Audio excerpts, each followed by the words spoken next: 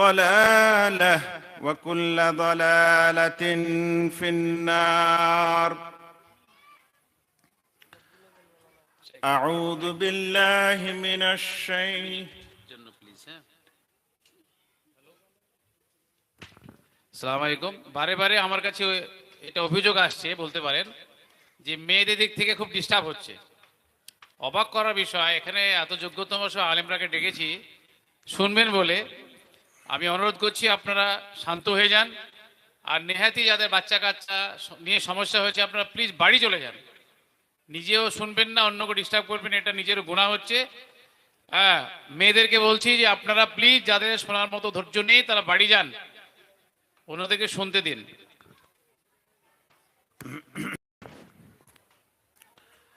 أعوذ بالله من الشيطان الرجيم يا أيها الذين آمنوا إنما الخمر والميسر والأنصاب والأزلام رجس من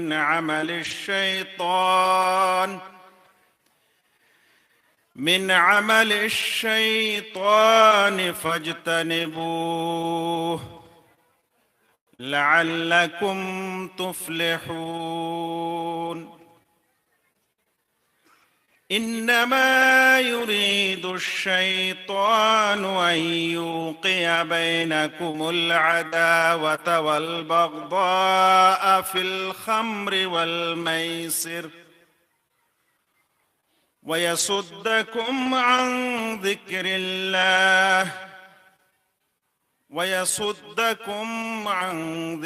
الله وعن الصلاة فهل أنتم منتهون এই মহতী সভার সম্মানিত সভাপতি মহাশয়, সভার সঞ্চালক জনাব তাজাম্মুল হক সালাফি সাহেব হাফেজাহুল্লাহ, মঞ্চে উপস্থিত এবং অত্র এরিয়ার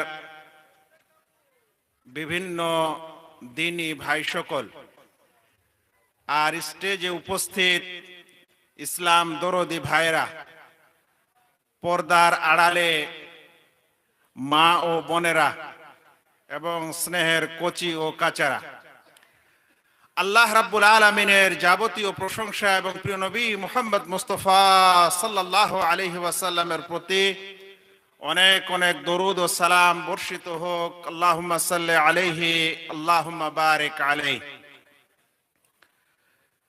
সম্মানিত ভাই সকল, আমাকে আজ আপনাদের সামনে সূরা মায়েদার 90 এবং 91 নম্বর আয়াতের ব্যাখ্যা ও বিশ্লেষণ এবং তার আধারে কিছু কথা বলার জন্যই আমাকে আজ এখানে ইনভাইট করা হয়েছে।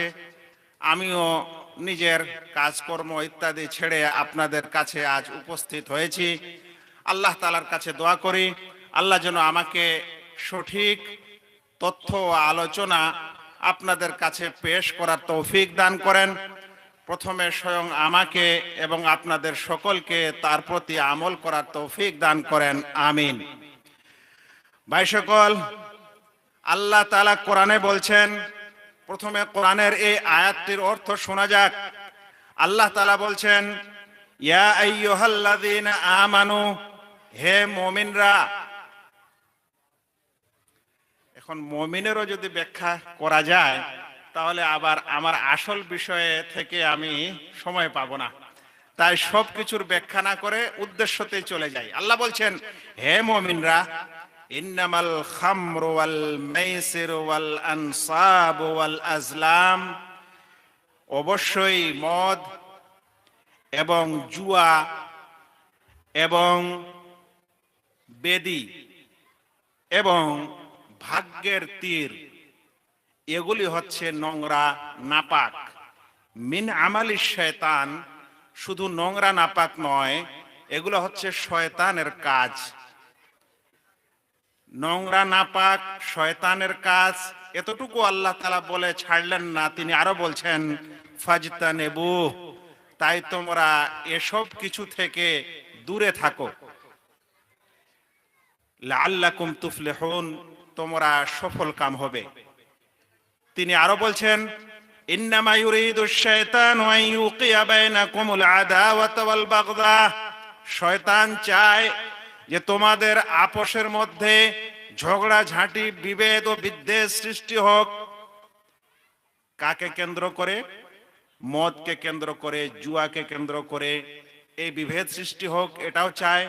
আর চায় ইয়াসুদ্দাকুম আন যিকরিল্লাহ, আল্লাহ তাআলার স্মরণ থেকে তোমাদেরকে গাফেল করে দিতে চায়, এটা শয়তান চায়। ওয়া আনিস সালাহ, আর নামাজ থেকে গাফেল করে দিতে চায়। তোমরা কি তারপরেও এটা প্রত্যাখ্যান করবে না? সূরা মায়েদা 90 এবং 91 নম্বর আয়াত। এটি ছিল এই আয়াতের সহজ ও সরল অনুবাদ। এই আয়াতটি অবতীর্ণ হয়েছিল উহুদের যুদ্ধের পর, আর সেটা ছিল 3য় হিজরি শেষ দিকে। 3য় হিজরির শেষ দিকে উহুদের ঘটনা ও যুদ্ধের পর এই আয়াতটি অবতীর্ণ হয়। এই আয়াতে আপনি যদি শিরোনাম দিতে চান একটি, তাহলে দিতে পারেন। সে তার শিরোনামটি হতে পারে শয়তানের কাজকর্ম।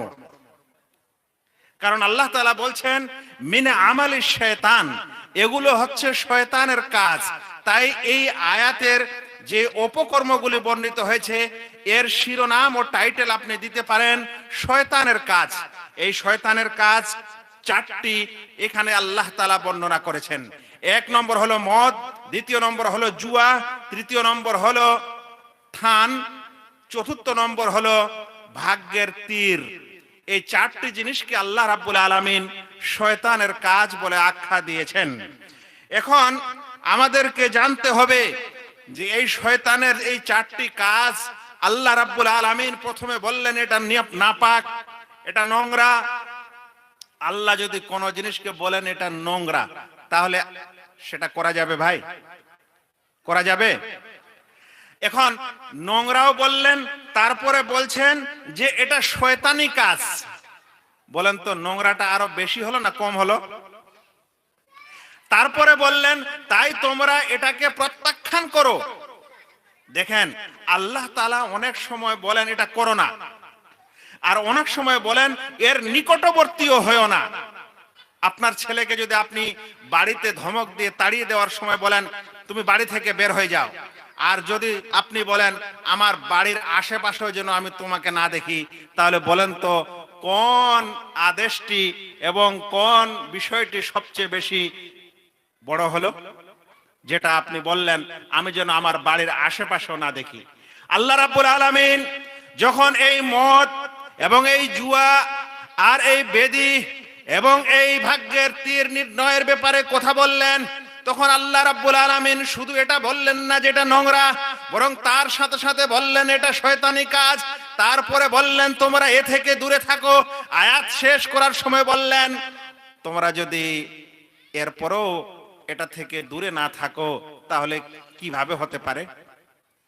এবার আমি সংক্ষিপ্ত আকারে এই 4টি জিনিসের বর্ণনা আপনাদের সামনে তুলে ধরব। প্রথম কথা হলো যে এই মদ কাকে বলে এবং মদ কি। ভাইরা, মদ একটি এমন নেশা আর পৃথিবীতে একটা এমন ব্যাধি যে মানুষ যে এই মদ পান করে সে নিজেকে ধ্বংস করে, নিজের পরিবারকে ধ্বংস করে, নিজের জাতিকে ধ্বংস করে, নিজের সমাজকে ধ্বংস করে এবং সারা দেশ এবং দেশের অর্থনীতিকে ক্ষতিতে পরিণত করে। ভাইরা, ওই মানুষকে কি বলবেন যে মানুষকে যদি বলা হয় যে তোমাকে একটি ইনজেকশন দিব, আর এই ইনজেকশন দেওয়ার পরে 1 মাস পরে তোমার ফুসফুসে এটা অ্যাটাক করবে, আর 1 বছর পর তোমার ফুসফুসটা নষ্ট হবে, 5 বছর পর তোমার ফুসফুসটা নষ্ট হবে, বলেন তো সেই মানুষ এরকম কোন ইনজেকশন নেবে কি? কিন্তু যদি মানুষকে বলা হয় যদি আপনি মদ পান করেন তাহলে আপনার ফুসফুসও নষ্ট হবে, আপনার লাংসও নষ্ট হবে, আপনার চোখের জ্যোতিও কমবে, আপনার চেহারার নূরও কমবে, তারপরেও যদি মানুষ না শুনে তাহলে আপনি এখন কি বলতে পারেন? ভাইরা, মদ একটি এমন বড় সমস্যা যে ব্যক্তি যে এই মদে আসক্ত হয় সে নিজের সম্মান তো বুঝে না নিজের ছেলে পেলে এবং পরিবারেরও সম্মান নষ্ট করে দেয়। আল্লাহু আকবার। আমি সৌদি আরবের একটি মসজিদে একজন খতিবের খুতবায় এই মদের ব্যাপারে আলোচনার সময় একটি তিনি সিয়ার ও আলামিন নোবালা, একটি খুব গুরুত্বপূর্ণ বই আছে আমাদের ইসলামে, সেই বইয়ের উদ্ধৃতি দিয়ে তিনি বলেছিলেন যে সেই বইতে লেখা হয়েছে যে মদ পানকারী কেমন হয়, যে সেই বই থেকে তিনি একটি ঘটনা শুনালেন যে এক ব্যক্তি মদ পান করার পর পেচ্ছাপ আসলো, পেচ্ছাপটা তার নিজের হাতে নিয়ে সে মুখ ধুচ্ছিল। আমি সেদিন ওই ঘটনাটি শুনেছিলাম, আমার মাথায় এখন ওই ঘটনাটি ঘুরপাক খাচ্ছিল। ইতিমধ্যে আমি সোশ্যাল মিডিয়ায় দেখলাম, এই আজকালকার ফেসবুক টুইটারে, এখানে হয়তো অনেক মানুষ আপনারা দেখবেন যে একজন ব্যক্তি মদ পান করার পর পেচ্ছাপ করছে আর নিজের পেট নিম্ন প্রকৃতির কিছু স্বভাব হতে পারে। আল্লাহু আকবার। এই সোশ্যাল মিডিয়ায় এমন কিছু জিনিস দেখা যায়, একজন মানুষ মদ পান করার পর যখন বেহুশ হয়ে রাস্তায় পড়ে আছে তখন সেই আওয়ারা কুকুরগুলি এবং যে সকল কুকুর মানুষের পায়খানা খায়, নোংরা খায়, পচা খায়, যেই কুকুর সেই মদ পানকারীর মুখে জিহবা দিয়ে চাটছে, আমি নিজে দেখলাম। আল্লাহু আকবার। এর চাইতে নোংরা কি হতে পারে ভাই? এই কথা আমার মাথায় আসলো। প্রিয় নবী সাল্লাল্লাহু আলাইহি সাল্লাম বলেছেন যে যদি ইদা ওয়ালাগাল কালবু ফি ইনাই আহাদিকুম, যদি কুকুর তোমাদের কারো পাত্রে মুখ দেয়, তার মানে মুখ দেয় কথা এসেছে ওয়ালাগা ইয়ালাগো, এর অর্থ এসেছে যে জীবের কোন এক কিনারা, এক পার্ট দিয়ে চাটে, চেটে চেটে খায়, পান করে, যেমন কুকুর বিড়াল জিভ দিয়ে পানি চেটে চেটে খায়, তো এটাকে বলা হয় ওয়ালাগা। যদি কুকুর এরকম কোন পাত্রে মুখ দেয় তাহলে সেই পাত্রটিকে তোমরা ফাগসিলুহু সাবআ মাররাত, 7 বার ধোও, তার মধ্যে শেষবার আর এক হাদিসে এসেছে প্রথমবার মাটি দিয়ে ধৌত করো। বলেন তো এই ব্যক্তির মুখটাকে কিভাবে মাটি দিয়ে পরিষ্কার করা যায়? নচেত তো এই ব্যক্তি পাক হবে না, উপায় নাই। যার মুখে কুত্তা মুখ দিয়েছে, আচ্ছা জীবনে এর চাইতে অপদস্থ আর কিছু হতে পারে কোন মানুষ যে ওর মুখ কুকুরে চেটেছে? আল্লাহু আকবার।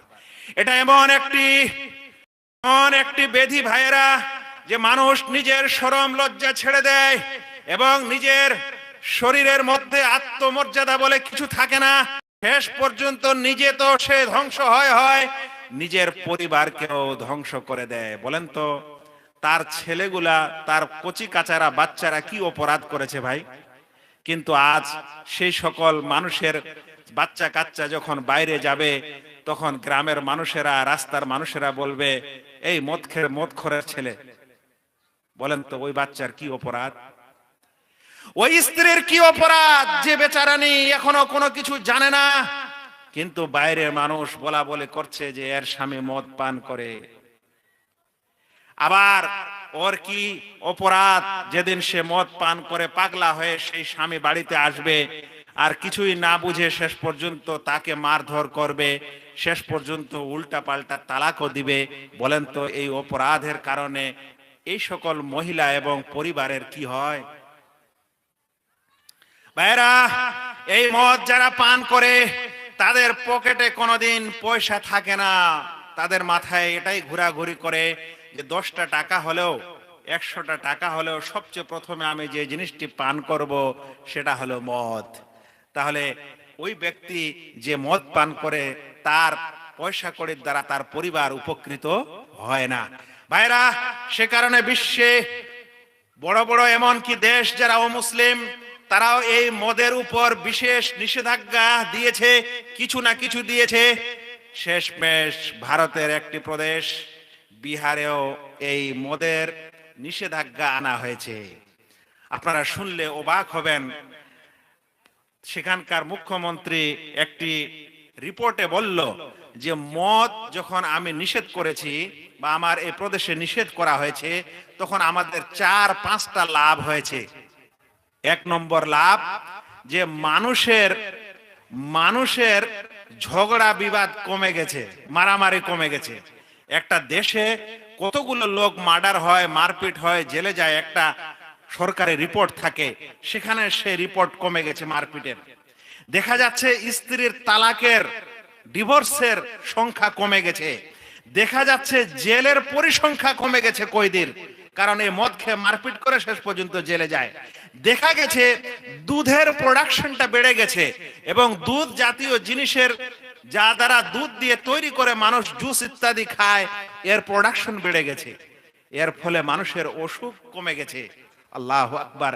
এই জন্য এ কথা সত্য যে ইসলাম বলেছে এটা হচ্ছে উম্মুল খাবায়েস, অর্থাৎ নোংরার জননী, নোংরার জনক হচ্ছে মদ। এই জন্য আল্লাহ রাব্বুল আলামিন কোরআনে এটা নিষেধ করে দিয়েছেন। এবার প্রশ্ন হলো ভাই, যে মদ বলে কাকে? মদের আরবি শব্দটি হলো আল খামর, আর মহিলাদের উড়নাকে বলা হয় খেমার। কেন বলছি এ কথা? এর শাব্দিক অর্থটা বোঝানোর জন্য। খামার মানে হচ্ছে ঢেকে দেওয়া, আচ্ছাদন করে দেওয়া, একটা পর্দা ফেলে দেওয়া। মহিলাদের উড়নাকে আরবিতে বলা হয় খেমার, এ কারণে যে সেই কাপড় দিয়ে মাথাকে ঢেকে রাখা হয়, সেজন্য তাকে বলা হয় খেমার। দোপাট্টা যাকে উর্দুতে বলা হয়, সেটা হলো ওড়না। আর মদ ওকে বলা হয় যা পান করলে বা যা খেলে মানুষের সুস্থ মস্তিষ্কে পর্দা পড়ে যায়, আর তখন তার মস্তিষ্ক সুস্থ থাকে না, অসুস্থ হয়ে যায়, ফলে সে ভালো মন্দের তফাৎ করতে পারে না। শুনেন, কিছু সাহাবী এবং কিছু আমাদের বিদ্বানদের মতামত শুনেন যে তারা মদ কাকে বলেছেন। কিছু ব্যক্তি মনে করেন আল খামরু ইসমুন লিকুল্লি মুস্কির, মদ বলা হয় এমন কিছু দ্রব্যকে যার মাধ্যমে মাদকতা আসে, যার মাধ্যমে নেশা আসে, যার মাধ্যমে নেশা হয় তাকেই মদ বলে। ইবনে আব্বাস রাদিয়াল্লাহু তাআলা আনহু বলছেন যে আল খামরু জামিউল আশরিবা আল্লাতী তুস্কির, মদ বলা হয় তেমন সকল পানীয় দ্রব্যকে যার মাধ্যমে নেশা হয়। সহিহ বুখারী এবং মুসলিমে উমর রাদিয়াল্লাহু তাআলা আনহু থেকে একটি আসার বর্ণিত হয়েছে, তিনি বলছেন আল খামরু মা খামার আল আকলু, মদ সেটাই যেটা মানুষের মস্তিষ্ককে, সজ্ঞানকে, তার বিবেককে আর করে দেয়, বিবেক সজ্ঞানের মাঝে এবং অজ্ঞানের মাঝে একটা পর্দা ফেলে দেয়, যার কারণে সেই মানুষ জ্ঞান থাকার পরেও অজ্ঞান স্বরূপ হয়ে যায়। একে বলা হয় মদ। আচ্ছা, যদি আমরা আমাদের ওলামায়ে কেরামের এই ব্যাখ্যাটি জেনে নিই, তাহলে আমরা বুঝতে পারবো যে মদ শুধু পানীয় দ্রব্য নয়।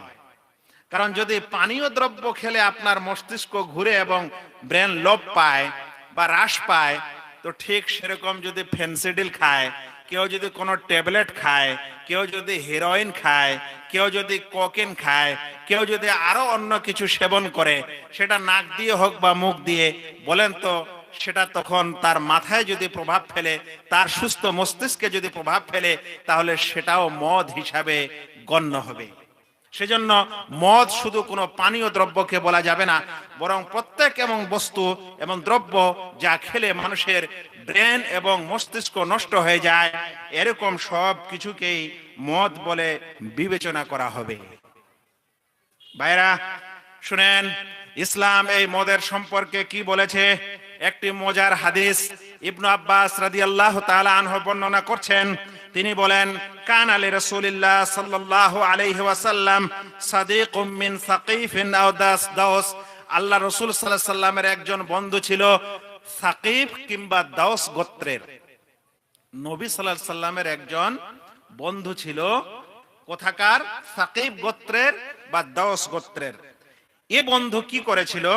ফালাকিয়াহু ইয়াউমাল ফাতহি বিরাবিয়াতি খামরিন, মক্কা বিজয়ের দিন এই বন্ধু নবী সাল্লাল্লাহু আলাইহি সাল্লামের কাছে একটা হাদিয়া নিয়ে এসেছিল, উপটৌকন হাদিয়া। আপনারা দেন না? সমাজে নিজের বন্ধুকে অবশ্যই কেউ কিছু না কিছু গিফট করে। জানেন, নবী সাল্লাল্লাহু আলাইহি সাল্লামকে তার এই বন্ধু একটা গিফট দিতে এসেছে। গিফটটা কি ছিল? মদের গিফট। কখন? মক্কা বিজয়ের সময়। এরপর কি হলো? ইহুদিহা ইলাই, আল্লাহ রাসূল সাল্লাল্লাহু আলাইহি সাল্লামের জন্য হাদিয়া স্বরূপ নিয়ে এসেছেন। কত আন্তরিকতার সাথে নবী সাল্লাল্লাহু আলাইহি সাল্লামকে মদের হাদিয়া। ফাকালা রাসূলুল্লাহ সাল্লাল্লাহু আলাইহি সাল্লাম, আল্লাহ রাসূল এটা দেখে বললেন, ইয়া ফুলান আমা আলিমতা আন্নাল্লাহ হাররামাহা, ও বন্ধু জানো না আল্লাহ তাআলা এটা হারাম করেছে? মানে সেই ব্যক্তির কাছে এই হারামের বিধানটা এখনো পৌঁছায়নি, যে মদ হারাম সে এখনো শুনতে পায়নি। তাই নবী সাল্লাল্লাহু আলাইহি সাল্লামের কাছে এটা ভালো জিনিস মনে করে নিয়ে চলে এসেছে। যদি আজ ভগবান গলার কোন মুসলিম ভাই ও বোন না জানে যে মদ হারাম, তাহলে সেও এ থেকে শিক্ষা নিতে পারে। এরপর কি হলো? আল্লাহ রাসূল সাল্লাল্লাহু আলাইহি সাল্লাম বললেন যে তুমি কি জানো না এটা আল্লাহ হারাম করেছে? লোকটি আশ্চর্য, নিস্তব্ধ, আর কোনো কথা নেই। তারপর ফাআকবালা রাজুলু আলা গোলামিহি ফাকাল, তখন সে ব্যক্তি তার গোলামকে, মানে তার দাসকে কিংবা তার ছেলেকে, গোলাম মানে ছেলেও হয়, গোলাম মানে দাসও হয়, ডেকে বলল ইযহাব ফাবি'হা, যাও এটা নিয়ে গিয়ে বাজারে বিক্রি করে দিও। আল্লাহ রাসূল শুনতে পেলেন যে সে তার গোলামকে বলছে যে এটা বাজারে বিক্রি করে দাও। আল্লাহ রাসূল সাল্লাল্লাহু আলাইহি সাল্লাম বললেন, ইয়া ফুলান বিমাযা আমারতা, ও বন্ধু কি হুকুম করলে? তোমার দাসকে কি হুকুম করলে? ফাকালা আমারতুহু আন ইয়াবিয়াহা, আল্লাহ রাসূল তাকে বিক্রি করে দিতে বললাম। আল্লাহ রাসূল সাল্লাল্লাহু আলাইহি সাল্লাম বললেন, ইন্নাল্লাযী হাররামা শুরবাহা হাররামা বায়হা, যিনি এটা পান করা নিষেধ করেছেন সেটা বিক্রি করতেও নিষেধ করেছেন। যেই আল্লাহ মদ পান করতে নিষেধ করেছেন সেই আল্লাহ মদ বিক্রি করতেও নিষেধ করেছেন। ফাআমারা বিহা ফাউফরিগাত ফিল বাতহা, তখন আল্লাহ রাসূল আদেশ করলেন আর সেই মদের পাত্রটি বাতহার মাটিতে ফেলে দেওয়া হলো। আল্লাহু আকবার। হাদিসটিকে আহমদ, মুসলিম এবং নাসাই বর্ণনা করেছেন। আল্লাহু আকবার।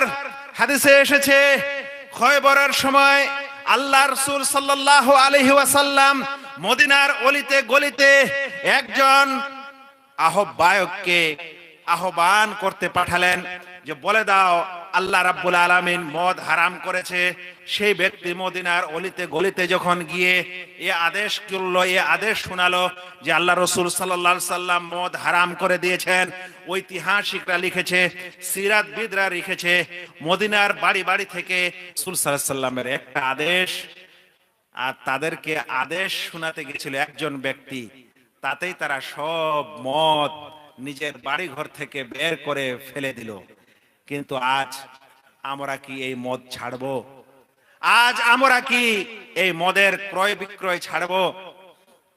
আর যদি মদের ক্রয় বিক্রয় নাও করি, তাহলে মদের মতো নেশা জাতীয় বিড়ি, তামাক, সিগারেট, খৈনি, জর্দা এগুলো কি ছাড়বো এবং এগুলার বেচা কেনা কি ছাড়বো? যে চিন্তা করতে হবে। আমি সে বিষয়ে কিছু কথা বলবো ইনশাআল্লাহ। আর একটি হাদিস শুনুন। প্রিয় নবী সাল্লাল্লাহু আলাইহি সাল্লাম বলছেন, মান শারাবাল খামার লা তুকবালাম তুকবাল্লাহু সালাতুন 40 ইয়াওমান, যে ব্যক্তি মদ পান করে আল্লাহ রাব্বুল আলামিন তার 40 দিনের নামাজ কবুল করেন না। আল্লাহু আকবার। একটি এমন পাপ যে পাপের কারণে আল্লাহ তাআলা তার ইবাদত কবুল করেন না। আচ্ছা, 40 দিন যদি ইবাদত তার কবুল না হয়, তার মানে কিছু ছুটি পেল, ইবাদত করবে না? ও ভাই, ব্রাদার্স গ্রুপ, 40 দিন তার নামাজ কবুল হবে না, তার মানে সে কি নামাজ পড়বে না? নামাজ পড়তেই হবে, কিন্তু নামাজের সওয়াব সে পাবে না। 40 দিন ধরে ফ্রি এমনি নামাজ চলবে, ওর কোনো সওয়াব নাই। আল্লাহু আকবার। শুনেন, প্রিয় নবী সাল্লাল্লাহু আলাইহি সাল্লাম বলছেন, ফাইন তাবা তাবাল্লাহু আলাইহি, 40 দিনের মধ্যে যদি আল্লাহ রাব্বুল আলামিন তার তওবা কবুল করে নেবেন। অতঃপর আবার পান করে আবারও 40 দিনের নামাজ হবে না, আবারও তওবা করে আল্লাহ তাআলা তওবা করে কবুল করে নেবেন, আবারও পান করে তাহলে আর তার নামাজ কবুল করবেন না। তারপরে বলছেন ওয়াসাকাহু মিন নাহরিল খাবাল, অতঃপর আল্লাহ রাব্বুল আলামিন তাকে জাহান্নামীদের পুঁছ, পচা রক্ত, এ সকল কিছু যে জাহান্নাম থেকে বের হয়ে অন্যদিকে চলে যাবে, সেই পুঁছ এবং সেই রক্ত আর সেই সোড়া দুর্গন্ধ রক্ত খাওয়া হবে তার জাহান্নামের শাস্তি। আল্লাহু আকবার। হাদিসটিকে আহমদ, নাসাই, তিরমিজি বর্ণনা করেছেন সহিহুল জামে 6312 নম্বর হাদিস। শুনেন, প্রিয় নবী সাল্লাল্লাহু আলাইহি সাল্লাম আরো বলছেন লানাল্লাহুল খামরা, আল্লাহ রাব্বুল আলামিন এই মদকে অভিশাপ দিয়েছেন, ওয়া শারিবাহা, মদ পানকারীকে অভিশাপ দিয়েছেন, ওয়া সাকিয়াহা, আর যে মদের ওয়েটার, যারা হোটেলে কাজ করে, হোটেলে খাওয়া দাওয়া দেওয়ার জন্য আসে না, এগুলোকে ওয়েটার বলা হয়। যারা মদের মজলিসে এভাবে মদ পরিবেশন করে তাদেরকে অভিশাপ দিয়েছেন। ওয়া বায়হা, মদ বিক্রিকারীকে অভিশাপ দিয়েছেন। মুবতাহা, আর যারা খরিদ করে তাদেরকে অন্য জায়গায় নিয়ে যায়। ওয়াল মাহমুলাতু ইলাইহি, যার কাছে নিয়ে যায়, যে নিয়ে যায়, যেই কাছে নিয়ে যায়, এদের উপর অভিশাপ। ওয়া আকেলা সামানেহা, যারা মদের টাকা পয়সা ইনকাম করে খায় তাদের উপর অভিশাপ। হাদিসটিকে আবু দাউদ হাকিম বর্ণনা করেছেন সহিহুল জামে 5091 নম্বর হাদিস। আল্লাহু আকবার। শুনেন, শুনলে আপনারা অবাক হবেন যে জাহান্নামীরা যখন জাহান্নামে খাবার চাইবে, তখন আল্লাহ রাব্বুল আলামিন তাদের যদি এই আবেদন শুনেন তাহলে তাদেরকে এমন খাবার দিবেন যার সম্পর্কে আল্লাহ তাআলা কোরআনে বলছেন লা ইউসমিনু ওয়া লা ইউগনি মিন জু, এমন খাবার যেই খাবার খেয়ে তাদের পেট ভরবে না, তাদের তৃপ্তি আসবে না, এরকম খাবার আল্লাহ রাব্বুল আলামিন জাহান্নামীদের দিবেন। আল্লাহর কসম করে বলছি, মদ এবং মাদক দ্রব্য একটি এমন খাবার যেটা আসলে খাবার না। মানুষ ধূম্রপান করে, মানুষ হেরোইন সঙ্গে, মানুষ গাঁজা সঙ্গে, এটা কিন্তু এমন এক খাবার যেটা আপনার পেটের ভিতরে গিয়ে না তো আপনার পুষ্টি যোগায়, না আপনার পেট ভরে, না আপনার আর অন্য কিছু কাজে আসে। বলেন তো, এই খাবারের সাথে জাহান্নামীদের খাবারের কতখানি মিল আছে? জাহান্নামীদের খাবারে না পেট ভরে, না তাদের তৃপ্তি আসে। এই বিড়ি, তামাক, সিগারেটের ব্যাপারটাও এরকম। আচ্ছা ভাই, এটা ধূমপান নামটা রেখেছিল কে? আমাকে বলেন তো। প্রথমত এটা খাবার জিনিস নয়। যারা বিড়ি খায় বা তামাক খায়, বলেন তো চিবিয়ে খান তো, একটা দেখান তো জীবনে খেয়েছেন? তার মানে এটা খাবার জিনিস নয়। আচ্ছা ভাই, পান কাকে বলে? পান করা কাকে বলে? যেটা মানুষের এই কি বলে যে গলা দিয়ে গলাধকরণ করা হয়, নিচে যায় এবং গলাতে ঠান্ডা বা গরম অনুভূতি হয়। বলেন তো, এই ধোঁয়া দিয়ে কি গরম ঠান্ডা নিবারণ হয়? তাহলে ধূমপান কথাটা রাখলো কে? প্রথমে নামকরণের সমস্যা আছে, আর এর দ্বারা না তো আপনার এই তৃষ্ণা মিটবে আর না ক্ষুধা মিটবে। কিন্তু ভাই, আপনারা মানেন আর না মানেন, মুর্শিদাবাদের অধিকাংশ স্থানে এই বিড়ি তামাকের অভিশাপ রয়েছে। আল্লাহু আকবার। পরিবারের মানুষেরা এর উপর উপার্জন করে এগুলা দিয়ে খাচ্ছে, এটাই তাদের ইনকাম। বলেন তো, এরকম পরিবারে কিভাবে বরকত হবে? যে বাড়িতে ওই নেশা জাতীয় দ্রব্য তৈরি হয়। আপনারা অনেকে বলবেন, শেখ বিড়ি তো নেশা হয় না, আপনি বিড়িকে নেশার মধ্যে কেন নিয়ে এসেছেন? তামাকে তো নেশা হয় না, তামাককে আপনি নেশার মধ্যে কেন নিয়ে আসলেন? একটা গল্প শোনাবো। চামার বুঝেন? চামার, ডম ডম ডম বুঝেন? যে বাথরুমের নোংরা পরিষ্কার করে।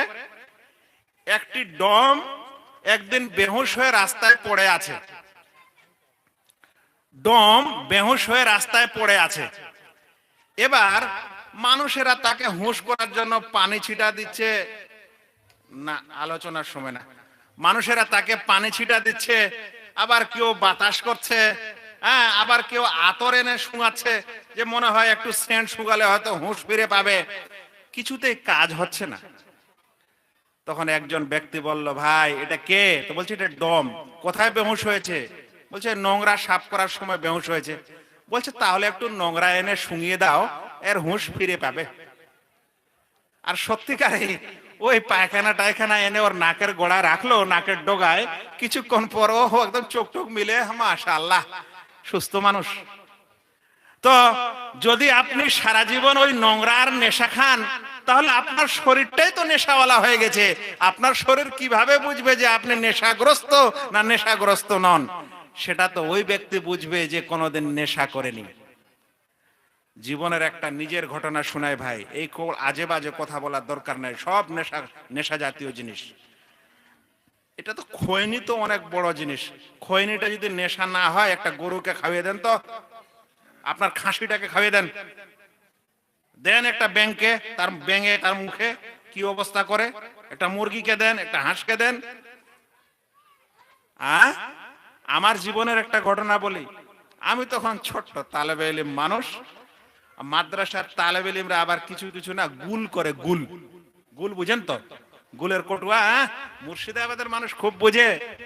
সৌদি আরবের এয়ারপোর্টে ডালি ডালি সেটা রেখে দিয়ে হাঁটতে হয়, ভিতরে নেওয়া যায় না। যাই হোক, এই ছেলে ছিল একজন গুলকারী। এশারের পর আমাদের হোস্টেলে খাবার দিয়েছে, খাবার খেয়েছি। প্লেটটা নিয়ে আমি টিবল পাড়ে ধুতে গেছি। এই সময় গুলকারী এক ছেলে, ও গুল টুল করে লুকিয়ে গুল করেছে। করার পর আমাকে বলছে, তুমি দাঁত সাফ করবে না? তাই বলছি, হ্যাঁ এই তো মুখ ধুয়ে নিলাম, সকালবেলা দাঁতন টাতন ব্রাশ ট্রাশ করবো। বলে না, আমার কাছে দাঁত মাঞ্জন আছে, তুমি একটু করে নাও। আমি ভাই জানি না ওর কাছে কি আছে। ও আমাকে গুল দিয়ে দিয়েছে, বুঝলেন? আর দিয়ে আল্লাহর কসম করে বলছি, আমি টিবলের একটা ওই টিবলের কি বলে ওই হ্যান্ডেলটা ধরেই আছি, আর ওইটা 2-3 বার দিয়েছি, বুঝলেন? আমাকে চক্কর আসতে লেগেছে, এমন চক্কর আসতে লেগেছে যে আমি প্লেটটাও ফেলে দিয়েছি। দেওয়ার পর ওখানে মসজিদের দেওয়াল ছিল, দেওয়ালটা ধরেছি, ধরার পর ওখানে বসে গেছি। কতক্ষণ আমি ওখানে বসেছিলাম আমি জানি না। হুঁশ হয়েছে তখন মসজিদে আমি এসেছি, কারণ আমার মসজিদে থাকার জায়গা ছিল। আপনি বলছেন এগুলা নেশা জাতীয় না? আমি জানি এটা নেশা জাতীয় না, নেশা জাতীয় না। আমাকে আপনি ভুল বুঝাবেন না। এই সকল জিনিস নেশা জাতি। আর একটু আগে শুনলেন, এটা আপনিও খেতে পারেন না, আপনি বিক্রিও করতে পারেন না। আপনার উপর অভিশাপ, ওই কৌটাটার উপর অভিশাপ, যারা এগুলা এনে দেয় ওদের উপর অভিশাপ, যার কাছে রাখা হয় ওর কাছে অভিশাপ। হ্যাঁ, এখন বলেন আলেম ওলামারা তো কিছু বলে না, যা বলছে তা সব ব্রাদার্স গুলাই। এখন এই কথা যে বলে দিলাম, এই যে শিক্ষাটা এখন বলছি, এই যে ইসলামের বিধানটা বলছি, এখন আপনি মানবেন না। যে এটা বলবেন না, সে বলবে না সে ভালো, আর যে এটা বলবে সে কালো। এই অবস্থা।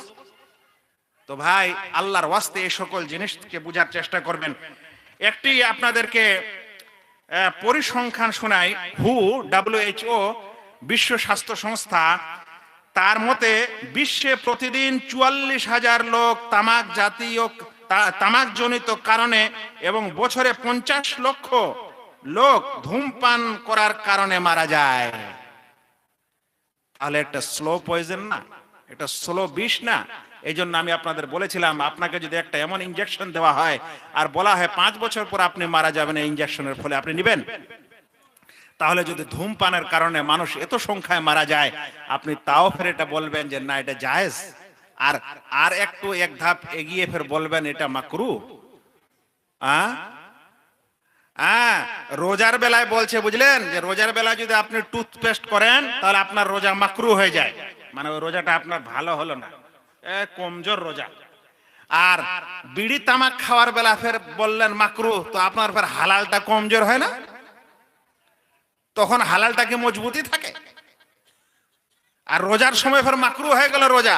না না না না, টুথপেস্ট দিয়ে ব্রাশ করবেন না, রোজা মাকরু হয়ে যায়। ভালো কথা, টুথপেস্ট দিয়ে করবো না, তাহলে আমার রোজা সবল থাক। কিন্তু আপনি যখন সকাল বিকাল গুল তামাক বিড়ি সিগারেট জর্দা ফসফস করে খাচ্ছেন, তখন আপনার পেটে কি হালালটা কমজোর হয় না? তখন কি হালাল শক্ত হয়? তো এ সকল কথা বুঝতে হবে ভাইয়েরা।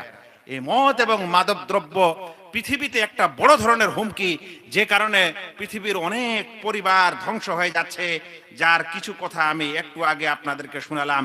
আর শেষ পর্যন্ত তার মুখে কুকুরও পেশাব করে, আর তার মুখে কুকুরও চেটে চেটে খায়। তো যার মুখ কুকুরে চেটে খায়, ওকে তো মাটি দ্বারা না ধুলে পাক হবে না, এই মুখ কিন্তু মাটি দিয়ে ভালো করে কচলাতে হবে, নচেত পাক হওয়ার কোনো আর সুযোগ নেই। ভাইয়েরা, এটি ছিল আলোচনার প্রথম পয়েন্ট, যেখানে মদ সম্পর্কে কিছু আলোচনা করলাম। এরপরে দ্বিতীয় জিনিসটি আরো ভয়ঙ্কর। আল্লাহ বলছেন ওয়াল মাইসির। মাইসিরটা কি জিনিস? মাইসির শব্দটা ইউসর শব্দ, সহজ। ইন্না মাআল উসরে ইউসরা, আপনারা পড়েছেন, প্রত্যেক কঠিনের সাথে সহজ আছে।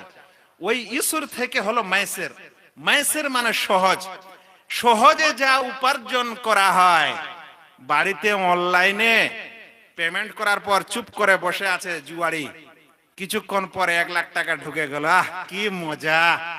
আর এইদিকে এক ভাই সকালবেলা বের হয়েছে, তার রিক্সা বা গাড়ি বা তার দোকান খুলেছে, সকালবেলা ঝাড়ু দিয়ে গোটা দিন বসে আছে, একটা দুইটা কাস্টমার আসতে আসতে আসতে আসতে বিকাল সন্ধ্যা হলো, তারপর রাত 9টায় বাড়ি আসছে ক্লান্ত, সব হিসাব কিতাব করে দেখছে 2, 4, 5 হাজার টাকা ইনকাম, আর ওর 1 লাখ টাকা বসে পেয়ে পায়ের উপর পা দিয়ে আহ মাশাআল্লাহ সিগারেট টানছে। এটাই এর জন্য এর নাম হলো মাইসির, কারণ এটা সহজে মানুষ পেয়ে যায়। এটা হলো জুয়া। শুনেন, জুয়া কাকে বলে? আমরা অনেকে জুয়া সম্পর্কে ধারণা রাখি না, মনে করি যে জুয়া হয়তো নাজায়েজ, আবার অনেকে মনে করি যে জুয়া জায়েজও, যে কারণে আজ মুসলিম সমাজে এরকম জিনিস অহরহ হচ্ছে। কেউ বাধা দেওয়ার নাই, কেউ বলারও নেই। আপনি যদি বলতে যান আপনি খারাপ, আর যদি হাটের ওই হাটবার ছাড়া অন্য দিনে চালের নিচে জুয়া আর তাস চলে, তাহলে কারো কি ক্ষমতা আছে গিয়ে মানা করবে? তার অবস্থাটা কি করে দিবে? আমাদের এক ভাই বলছেন, না ওই কথা গেলাম না। শুনেন, জুয়া কাকে বলে? জুয়া বলা হয় যাতে বাজি ধরা হয়, বাজি ধরার পর কিছু অর্থ করে রাখা হয়, বাজিতে বন্ধক রাখা হয়, অতঃপর খেলা হয়, আর খেলার পর যে জিতে সে ওই অর্থ পেয়ে যায়, ওকে বলা হয় জুয়া। আরো একটি কথা বলি, যেটা আমাদের ফিকহি পরিভাষায় বলা হয়েছে যে ইউতলাকু ফিল ইসতিলাহ আল ফিকহি আলা কুল্লি লাইবিন ইয়াশতারিতু ফিহি গালিবান আন ইয়াখুযাল গালিব শাইয়াম মিনাল মাগলুব। এমন প্রত্যেক খেলাকে জুয়া বলা হবে যে যেই খেলাতে যেই পার্টি বা যেই লোক জিতে, সে পরাজিত লোকদের কাছে কিছু না কিছু অর্থ পেয়ে যায়, তাকেই জুয়া বলা হয়। এমন খেলা, যেই খেলার সময় যে হেরে যায় তার কাছ থেকে পয়সা নেওয়া হয়, ওকেই জুয়া বলা হয়। আরো একটু বলি, যদি কোনো খেলা এরকম হয়, খেলাটা যদি জায়েজও হয়, কিন্তু খেলাটা এরকম হয় যে প্রত্যেক খেলোয়াড়কে চাঁদা দিতে হয় বা একটা পয়সা দিতে হয়। ধরেন একটা টিম ছেড়েছে কেউ, আর একটা টুর্নামেন্ট ছেড়েছে, প্রত্যেক টুর্নামেন্ট বা প্রত্যেক টিমের কাছে 10,000 টাকা করে পয়সা নিচ্ছে। নেওয়ার পর দেখা গেল 10টি টিমের কাছে 10.1 লক্ষ টাকা নিল। নেওয়ার পর এখন বলছে যে টিম জিতবে, যে জিতে যাবে, সে 50,000 টাকা পাবে কিংবা 1 লক্ষ টাকা পাবে, আর যে সেকেন্ড হবে সে 20-25 হাজার টাকা পাবে, আর যারা হেরে যাবে তারা কিছুই পাবে না। এটাকে জুয়া বলা হয়। এই জন্য যতগুলো জুয়া আছে সবগুলাতে একটা বন্ধকের সিস্টেম আছে। তাস খেলার সময় মানুষ কয়শো টাকার আপনার খেলাটা হবে সেটা আগে নির্ণয় করে না। জুয়াগুলি তো যেখানে মেশিনে চক্রে জুয়া খেলা হয়, এখানে 1 লক্ষ, 10,000, 5,000, 20,000 কাঁটাটা ঘুরে যদি ওখানে চলে যায়, আপনি এই 100 টাকা পেয়ে যাবেন। আপনার কাছে 10 টাকা আগে নেওয়া হয়, তারপরে আপনাকে খেলা দেয়। হেরে গেলেন, কিছু পেলেন না, আপনি মুখটা ভারী করে চলে আসলেন, মনে একটা আক্রোশ হলো, আজকে পেলাম না, এরপরে দেখছি থামেন, অমুক দিনে আরো টাকা নিয়ে আসলেন, আসার পর আবার খেললেন, খেলার পর সেদিনও ফাঁকা। এভাবে করতে করতে আপনার জীবনও ফাঁকা, এভাবে করতে করতে আপনার ব্যালেন্স ফাঁকা, এভাবে করতে করতে আপনার বাড়ি ঘরও ফাঁকা। ভাইরা, এই জুয়া একটি এমন যে আজ যদি মানুষকে এই জুয়ার সম্পর্কে বলা হয় তাহলে সকলে মনে করছে এটা খুব ভালো জিনিস। জুয়ার সাথে সাথে চলছে লটারির আসর। বলেন তো ভাই, লটারিতে যদি, লটারিটাও একটা জুয়া কিভাবে? কারণ লটারির যারা টিকিট কাটে তাদের সকলকে পয়সা দিতে হয়, আর যে টিকিট পেয়ে যায় মানে লটারি জিতে যায় সে সবারই টাকা পেয়ে গেল, এরা কিন্তু কিছুই পেল না। বলেন তো ভাই, আপনিও 10 টাকার টিকিট কিনেছেন, আরো পৃথিবীতে 1 লাখ মানুষ 10 টাকার টিকিট কিনেছে, এখন আপনি 10 টাকার কারণে 10 লাখ পেলেন আর ওরা 10 পয়সাও পেল না। বলেন তো আপনি কিভাবে এই পয়সাটা তাদের কাছ থেকে হাতিয়ে নিলেন, অথচ আপনি এটাকে জায়েজ মনে করছেন? আল্লাহ তাআলা কোরআনে বলছেন, ওয়ালা তাকুলু আমওয়ালাকুম বাইনাকুম বিল বাতিল, তোমরা বাতিল ভাবে, অন্যায় ভাবে এক অপরের মাল গ্রাস করো না, খেও না। আপনি খেয়ে নেবেন এভাবে মানুষের মাল সম্পদ? হ্যাঁ, এক লটারির জিতে 2 তালা হয়ে যাবে আর অন্য মানুষের পয়সা পকেট থেকে চলে যাবে, আপনি মনে করছেন খুব ইনসাফ করছি? শুনেন ভাইরা, প্রিয় নবী মুহাম্মদ মুস্তাফা সাল্লাল্লাহু আলাইহি সাল্লাম একটি হাদিস সুন্দর করে বলে দিয়েছেন। তিনি বলছেন, লা সাবাকা ইল্লা ফি নাসলিন আও খুফিন আও হাফিরিন, প্রতিযোগিতা করে কোনো পয়সা নেওয়া যাবে না, বা বলতে পারেন কোন খেলায় প্রাইজ নেওয়া যাবে না, মানে প্রাইজ রেখে কোনো খেলা করা যাবে না। 3টি খেলা ছাড়া, এক হচ্ছে ঘোড় দৌড়, আর দ্বিতীয় নম্বর হচ্ছে উট দৌড়, উট রেস, আর তৃতীয় নম্বর হচ্ছে তীর আন্দাজ। তীর নিশানা যেটাতে লাগানো হয়, তার সাথে বন্দুক ইত্যাদিও নিতে পারেন। এই যদি খেলা হয়, এই খেলার কারণে কেউ যদি পুরস্কার দেয় তাহলে পুরস্কার নেওয়া যেতে পারে, নচেত অন্যান্য খেলায় পুরস্কারও দিয়ে কোনো খেলা জায়েজ হয় না। একটু আগে বললাম, খেলোয়াড়দেরকে যদি সকলকে পয়সা দিতে হয়, দেওয়ার পর যে জিতবে সেই পয়সা নিবে, বাকিরা কিছুই পাবে না, এটা জুয়া নিঃসন্দেহে। ওর মধ্যে আরেকটি জিনিস হচ্ছে, যদি কোনো খেলাতে প্রাইজ রাখা হয় আর ওটা এই 3 প্রকারের খেলা না হয়, ও ঘোড় দৌড় না হয়, উট দৌড় না হয়, তীর আন্দাজি না হয়, এছাড়া যে কোনো খেলা হোক না কেন, তাতে যদি প্রাইজও রাখা হয়, তৃতীয় পক্ষ যদি প্রাইজ দেয়, ওই খেলোয়াড়রা প্রাইজ কিনে নি, তৃতীয় পক্ষ প্রাইজ কিনে নিয়ে এসেছে, খেলে প্রাইজ নেবেন? ফুটবল খেলে ওয়ার্ল্ড কাপের প্রাইজ নেবেন? হ্যাঁ, শুনেন, এ সম্পর্কে কিছু কথা বলতেই হচ্ছে, নচেত হবে না। আমি যদি নিজে এই কথা বলি তাহলে আপনাদেরকে একটু মনে হয় হতেই পারে। শুনেন, আর ফতোয়া লাজনা দায়মা, সৌদি ফতোয়া বোর্ড 238 নম্বর পৃষ্ঠা, তাদেরকে জিজ্ঞাসা করা হয়েছে এই ওয়ার্ল্ড কাপ খেলা দেখা কেমন। যে সকল কাপ মানে একটা রাখা হয়, ওয়ার্ল্ড কাপের পুরো কাপটাই স্বর্ণের, তাছাড়া আবার পয়সা তো আছেই। বা ধরে নেন আপনি একটা গ্রামে খেলা ছেড়েছেন, গ্রামের সকল মানুষেরা 1 লক্ষ টাকার পুরস্কার নিয়ে রেখেছে, যে জিতবে তাকে 1 লক্ষ টাকা দিব। খেলাড়িদের কাছে নেয়নি, খেলাড়িদের কাছে নিলে সেটা অবশ্যই জুয়া। কিন্তু তৃতীয় পক্ষ যদি পুরস্কার দেয়, যেমন ওয়ার্ল্ড কাপের প্লেয়ারদের কাছে পয়সা নেওয়া হয়নি, তৃতীয় পক্ষের মানুষেরা, পৃথিবীর লোকেরা এই 18 কেজির স্বর্ণের কাপ নিয়ে এসে হাজির করেছে, যে জিতবে সে এই কাপ পাবে। তার মানে যে প্লেয়ারগুলো দেয়নি, তৃতীয় পক্ষ নিয়ে এসেছে। এরকম হলে এই খেলা জায়েজ কিনা জিজ্ঞাসা করা হয়েছে কাকে? সৌদি ফতোয়া বোর্ডকে। তারা বলছেন, মুবারিয়াত কুররাতিল কাদাম আল্লাতি আলা মাল আও নাহবিহি মিন জাওয়াইজ হারামুন। কুররাতুল কাদাম মানে হলো ফুটবল। ফুটবল যদি কোন মালের কারণে খেলা হয়, মানে প্রাইজের কারণে খেলা হয়, কিংবা এরকম অন্য খেলা হয়, তাহলে সেটা হারাম। সেটা যদি জুয়া না হয় তারপরে ওই খেলাটা হারাম, ওটা দেখাও হারাম। তারপরে শুনেন, লেকাউনে যালিকা কিমারান, তারা স্পষ্ট করে এটাও বলেছেন এটাও হচ্ছে জুয়া। লেকাউনে যালিকা কিমারান, কারণ এটি হচ্ছে জুয়া। লিআন্নাহু লা ইয়াজুজু আখযাস সাবকি ওয়া হুয়া লিওয়াজু, কারণ কোন প্রাইজ নেওয়া জায়েজ নয়। কোন সাবাক নেওয়া মানে প্রাইজ, তার অর্থ করেছেন হুয়াল ইওয়াজ, ইওয়াজ মানে বদলা, যেটা বদলা ওটাকে বলা হয় প্রাইজ। ইল্লা ফিমা আযনা ফিহি শারউ, প্রাইজ নেওয়া জায়েজ নয় ওই সকল খেলায় যেই খেলাতে শরিয়া প্রাইজ নিতে জায়েজ করেনি। শরিয়া কিসে জায়েজ করেছে?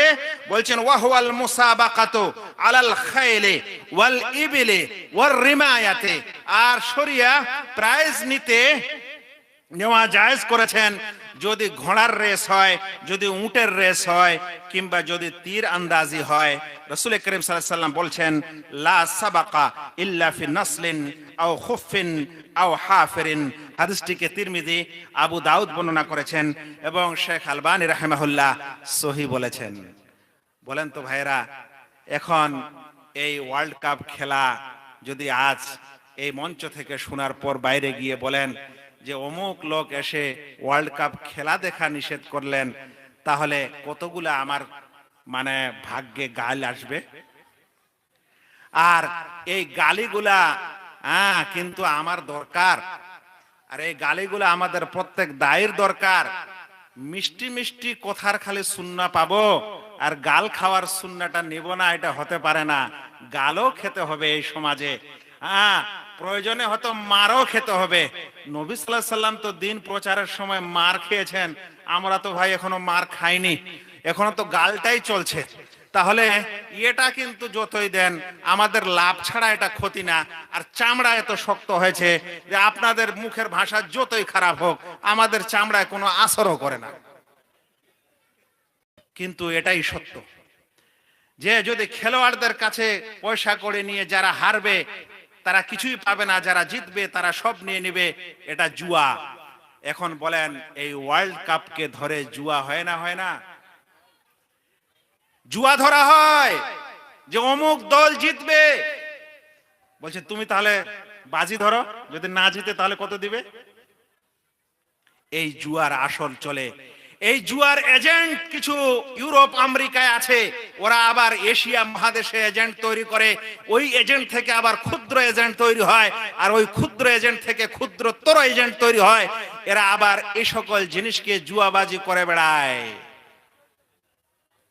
আবার এরকমও বাজি ধরা হয় যে অমুক প্লেয়ারটা ওয়ার্ল্ড কাপে সবচেয়ে বেশি গোল করবে, মেসি পেঁচি সবচেয়ে বেশি গোল করবে, নাও করবে না, বাজি ধরে গেল। জুয়া। আল্লাহু আকবার। এই সকল খেলা যদি জুয়া হয় তাহলে সেটা তো হারাম অবশ্যই। যদি জুয়া নাও হয় তারপরেও এখানে একটা প্রাইজ রাখা হয়, যেই প্রাইজ রেখে এই সকল খেলা দেখা জায়েজ নয়। প্রিয় নবী সাল্লাল্লাহু আলাইহি সাল্লাম বলে দিয়েছেন, আল্লাহর কসম করে বলছি, আমাদের মুসলিম সমাজের কিছু ভাই, কিছু এমন যুবক ভাই যারা নিজেকে মুসলিম বলেন কিন্তু তাদের ঈমান এত দুর্বল, তারা ইসলাম এবং দ্বীন থেকে এত দূরে সরে গেছে, কোরআন এবং হাদিস থেকে এত দূরে সরে গেছে এবং ইসলামিক কালচার থেকে এত দূরে সরে গেছে যে তারা ক্রিকেটার এবং ফুটবলারদের পিছনে এত বেশি তাদের পাগল হয়েছে এবং আসক্ত হয়েছে। শুনলে অবাক লাগে যে আজ একটা রিপোর্টে দেখলাম, সোশ্যাল মিডিয়ায় দেখলাম, একজন ছেলে বলছে যে যদি আমার বাবা মারা যেত তাহলে আমি অমুক প্লেয়ারকে দিয়ে আমার মাকে বিবাহ দিতাম। আরেকজন আসক্ত মুসলিম ব্যক্তি বলছে যে আমি ততক্ষণে বিয়ে করব না যতক্ষণ পর্যন্ত আর্জেন্টিনা না জিতে, না ওয়ার্ল্ড কাপ পায়। ওই তোমার বাবা মা যদি তোমাকে বিয়ে দেয়, বলছে যদি বিয়ে দিয়েও দেয় তো বাচ্চা নিব না যতক্ষণ পর্যন্ত আর্জেন্টিনা না জিতে। আর্জেন্টিনার কাছে যেমন কাপ, ওরকম আমার সন্তান হওয়াটা কাপ। আর আরেকটি এখনই রিপোর্ট পড়ে আসলাম বাংলাদেশের পত্রিকায়, এই ওয়ার্ল্ড কাপ খেলার সময় কোন এক হাসপাতালে কারো বাচ্চা হয়েছে, সন্তান হয়েছে, আর সেই সন্তানের নাম নেইমার রেখেছে। এখন বলেন এই সমাজকে আপনি কিভাবে বুঝাবেন যদি এত দূরে মানুষ চলে যায় ইসলাম থেকে? আর এটাই হচ্ছে ভাই, এখানে বুঝবেন আল্লাহ রাসূল সাল্লাল্লাহু আলাইহি সাল্লাম একটা হাদিসে বলছেন যে লা ইউমিনু আহাদুকুম হাত্তা আকুনা আহাব্বা ইলাইহি মিন ওয়ালাদিহি ওয়া ওয়ালিদিহি ওয়ান নাস আজমাইন। কোন মানুষ পূর্ণ মুমিন হতে পারে না যতক্ষণ পর্যন্ত আমি তার কাছে, তার বাবা মা থেকে, তার সন্তান সন্ততি থেকে, তার পরিবার থেকে বেশি ভালোবাসার পাত্র না হই। কিন্তু বলেন তো ওইরকম ভাইদের কাছে বেশি ভালোবাসার পাত্র কে? রাসূল সাল্লাল্লাহু আলাইহি সাল্লাম, আল্লাহ, কোরআন, হাদিস, না ফুটবল এবং ক্রিকেটারের এই সকল প্লেয়াররা? এটাকে বলা হয় মোহব্বতে শিরক, ভালোবাসায় শিরক। ভাইয়েরা, যদি কোনো মানুষ মূর্তির পূজা করে আপনারা বুঝেন এটা শিরক। কিন্তু কোন মানুষের ভালোবাসা যদি আল্লাহর চাইতে কোনো মাখলুকের উপর বেশি হয়ে যায়, যদি কোনো সম্মান আল্লাহর চাইতে কোনো মাখলুকের জন্য বেশি হয়ে যায়, যদি কোনো শ্রদ্ধা ও ভক্তি আল্লাহর চাইতে কোনো ব্যক্তি এবং কোনো কিছুর উপর বেশি হয়ে যায়, তাহলে এই সকল জিনিসের শিরক হয়ে যায়। এরকম ভালোবাসায় শিরককারীরা, এদের অন্তরে আল্লাহর বিন্দুমাত্র ভালোবাসা নেই। ভালোবাসা আছে ওই ফুটবলের প্লেয়ারদের, ক্রিকেটের ব্যাট এবং বলের এবং প্লেয়ারদের। আল্লাহ তাআলা আমাদেরকে এ সকল কিছু বুঝার তৌফিক দান করেন। ভাইরা, আমি এখানকার আলোচনার পর তৃতীয় জিনিস যেটা আল্লাহ তাআলা নিষেধ করেছেন সেটা হলো, আল্লাহ তাআলা বলছেন যে আল আনসাব, আনসাবটাও নোংরা, সেটাও শয়তানের কাজ, তা থেকে তোমরা দূরে থাকো। আনসাব কি জিনিস? আনসাব নাসাব শব্দ থেকে এসেছে। কোন চিহ্ন, কোন পাথর রেখে দেওয়া কোথাও, পাথরটা রেখে দেওয়ার পর সেই পাথরে বলিদান দেওয়া। এগুলো আপনারা দেখবেন কিছু পাকুড় গাছের নিচে, বট গাছের নিচে, চৌরাস্তায় ও মুসলিমরা একটা পাথর প্রথমে রেখে দেয়, দেওয়ার পর সেঁদুর টেদুর দিয়ে সেখানে পূজা পাঠ শুরু করে। এগুলাকে বলা হয় নাসাব, এগুলা হচ্ছে আনসাব। এখানে আল্লাহ ব্যতীত অন্যের জন্য কুরবানি করা হয়, এখানে আল্লাহ ছাড়া অন্যের ইবাদত করা হয়, অন্যের কাছে কামনা করা হয়, অন্যের কাছে আশা ভরসা করা হয়। এটা তো শিরক। বলবেন আমরা তো করি না, কিন্তু পীরের থানে কি করা হয়? পীরের থানে কি করা হয়? আমি দিনাজপুরের কিছু জায়গা জানি এবং পশ্চিম বাংলার এমনও কিছু জায়গা জানি যেখানে এখনো মানুষ মুসলিম হওয়ার পর কোন গাছের নিচে মাটির ঘোড়া দান দেয়। বলেন তো, এটাই হলো নাসাব। যেখানে আপনি ওই পাথরকে, ওই স্থানকে পুণ্যের মনে করে, কিংবা ওই গাছের মধ্যে কোনো ক্ষমতা আছে যেটা আপনাকে ভালো বা মন্দ করতে পারে, এরকম বিশ্বাসের কারণে এই আশায় মাটির ঘোড়া বা মোমবাতি ইত্যাদি জ্বালিয়ে দেওয়া হয়। এ সকল নসব। ভাইরা, দুঃখ লাগে আজ এই সকল পীরের থানে মানুষ বলে আমরা তো বিসমিল্লাহ আল্লাহু আকবার বলে জবাই করি, আমরা তো অন্য কিছু দিয়ে জবাই করি না, সেজন্য এটা জায়েজ। আমি বলবো একটা শুয়োর ধরে এনে বিসমিল্লাহ আল্লাহু আকবার 10 বার বলে জবাই করেন তো, হবে? হালাল হবে? ভাই, আপনি জবাই করতে গেছেন কেন? উদ্দেশ্যটা কি? আপনার উদ্দেশ্য হচ্ছে ওই পীরের বাবাকে সন্তুষ্ট করা। এ কারণে যখন কোন মানুষ পীরের দরগাহে যেটা মানত মানে, সেটা মুরগা হোক বা মুরগি, ছাগল হোক বা গরু, সেটা বাড়ি থেকে জবাই করে নিয়ে যায় না। নিয়ে যায় ভাই? বাড়ি থেকে জবাই করে? বাড়ি থেকে জবাই করে কোন পীরের দরগাহে মুরগা মুরগি নিয়ে যাওয়া হয় না। কারণ তাদের উদ্দেশ্য সেই পীরের থানে, সেই নুসবে জবাই করা হবে, সেখানে রক্ত প্রবাহ করা হবে। সেই কারণে ওই বাবা খুশি হবে, আর ওই বাবা খুশি হলে আল্লাহ তাআলার সাথে ওসিলা লাগিয়ে তার দুর্দশা পার করে দিবে। এটাই হচ্ছে আযযাবহু লিগাইরিল্লাহ, আল্লাহ ছাড়া অন্যের জন্য কুরবানি করা। যেমন আমরা কুরবানি করি আল্লাহকে সন্তুষ্ট করার জন্য, পীরের দরগাহে এগুলো জবাই করা হয় পীরকে সন্তুষ্ট করার জন্য, যদিও সেখানে বিসমিল্লাহ আল্লাহু আকবার বলা হোক না কেন, তারপরেও সেটা আল্লাহ ব্যতীত অন্যের জন্য কুরবানি হয়ে যাবে। ভাইরা, ওই জন্য আমরা যখন কুরবানি করি, কুরবানির দিনে আপনি যদি কসাইখানা থাকে একটা আস্ত খাসি জবাই করা নিয়ে আসেন, যেই খাসিটা দাঁতওয়ালা, সবকিছু গুণ আছে কুরবানির, জবাই করেছে কসাইখানাতে, আপনি যদি ওটা কিনে নিয়ে আসেন, আপনার কুরবানি হবে? হবে ভাই? হবে? হবে না। কেন হবে না? কারণ আপনি যে জবাই করেছেন, রক্ত প্রবাহ ওখানে করা হয়েছে কসাইখানায়, এটা আল্লাহকে খুশি করার জন্য না, ওটা বিক্রি করার জন্য, মাংস গোস্ত বিক্রি করার জন্য।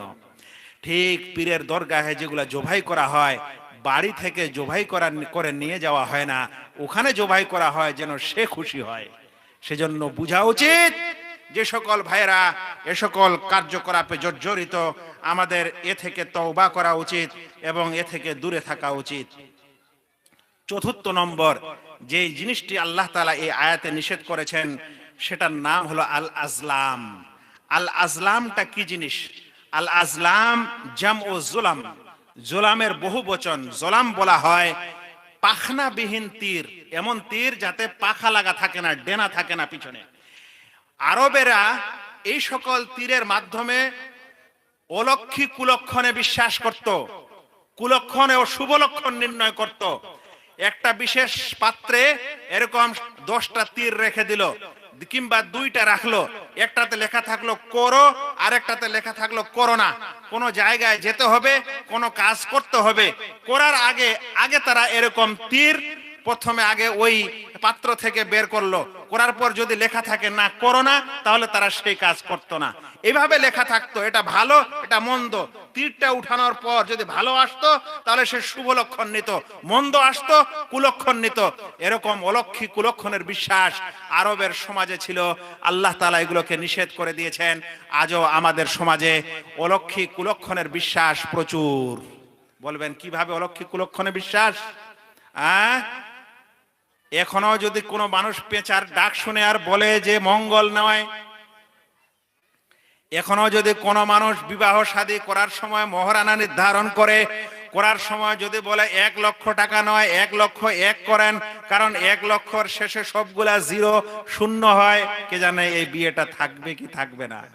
এখনো যদি গরু ছাগল কেনার কারণে 13,003 টাকা ধরা হয়, কারণ 0 হচ্ছে বলে পূর্ণ 13,000 টাকায় কিনবে না, তাহলে এটা অলক্ষী কুলক্ষণ নয়? আপনি 0-র মধ্যে কি ক্ষমতা পেলেন গো যে আপনার একদম বরকত চলে গেল, নাহলে যাবে না? অলক্ষী কুলক্ষণের বড় সমস্যা আমাদের এই যুগে। সকল মিডিয়া এবং পত্রিকাগুলি আজ অ্যাস্ট্রোলজি নামে আর এই গণকের নামে 12টি রাশিফল নির্ণয় করা হয়, আর সেই রাশি দেখে ব্যবসা বাণিজ্য উন্নতি হবে না অবনতি হবে, তার কুণ্ডলী এবং তার কি বলে সে ভাগ্য ভালো আছে না মন্দ আছে নির্ণয় করা হয়। এগুলাও কিন্তু আজলামের অন্তর্ভুক্ত, যেগুলো মানুষ দেখতে পারে না। বিশ্বাস করা তো দূরের কথা, বিশ্বাস করলে কুফরি হয়ে যাবে। আর যদি বিশ্বাস না করে শুধুমাত্র এমনি প্রোগ্রামগুলি দেখে, তাহলে তার সম্পর্কে এসেছে তার 40 দিনের নামাজ কবুল হবে না। আপনি এই জালাম ইত্যাদি থেকে আমাদেরকে অবশ্যই তওবা করতে হবে। ভাইরা, শেষ পর্যন্ত একটি কথা বলি যে এই সকল কাজকর্ম মানুষকে আল্লাহর স্মরণ থেকে ভুলিয়ে দেয়। যখন কোনো মানুষ জুয়াতে লেগে যায়, জুয়ারিরা দেখবেন ঠান্ডা, মানুষ বের হতে পারে না, আর ওরা বসে খেলছেই তাস লুডু, এমন গরম বুঝলেন, মানে থাকা যাচ্ছে না, আর ওদের পানি পড়ছে শরীর থেকে, খেলে যাচ্ছে। আজান হচ্ছে, আজানের জবাব নেই। আজান শেষ হলো, তারপরে রাসূল সাল্লাল্লাহু আলাইহি ওয়াসাল্লামের প্রতি দরুদ নেই, তারপরে আজানের দোয়া নেই। নামাজে মানুষেরা হেঁটে যাচ্ছে, ও দেখছে, সে নামাজে যাচ্ছে না। বলেন তো এটা আল্লাহর জিকির থেকে দূরে সরায় না? আল্লাহর স্মরণ থেকে দূরে সরায় না? একজন মানুষ যখন আজান শুনে যদি ওই আজানের জবাব দেয় অন্তর দিয়ে, তাহলে প্রিয় নবী সাল্লাল্লাহু আলাইহি ওয়াসাল্লাম বলছেন দাখালাল জান্নাহ, সে ব্যক্তি জান্নাত চলে গেল। আজানের জবাব শেষ হলো, যদি রাসূল সাল্লাল্লাহু আলাইহি ওয়াসাল্লামের প্রতি দরুদ পাঠ করে, তাহলে আল্লাহ রাসূল সাল্লাল্লাহু আলাইহি ওয়াসাল্লাম বলছেন আল্লাহ তাআলা তার উপর 10টি রহম প্রেরণ করেন। দরুদ পাঠ শেষ হলো, তারপর আজানের দোয়া পাঠ করেন। সেই দোয়াতে আছে আল্লাহুম্মা আতি মুহাম্মাদানিল ওয়াসিলা, হে আল্লাহ আমাদের মুহাম্মদ সাল্লাল্লাহু আলাইহি সাল্লামকে জান্নাতের সর্বোচ্চ সুমহান মর্যাদা তাকে দান করো। যেই উম্মত তার জন্য এই দোয়া করবে, আল্লাহ রাসূল সাল্লাল্লাহু আলাইহি সাল্লাম বলছেন হাল্লাত লাহু শাফাআতি ইয়াউমাল কিয়ামাহ, কিয়ামতের দিনে তার জন্য সুপারিশ করা আমার উপর ওয়াজিব হয়ে গেল।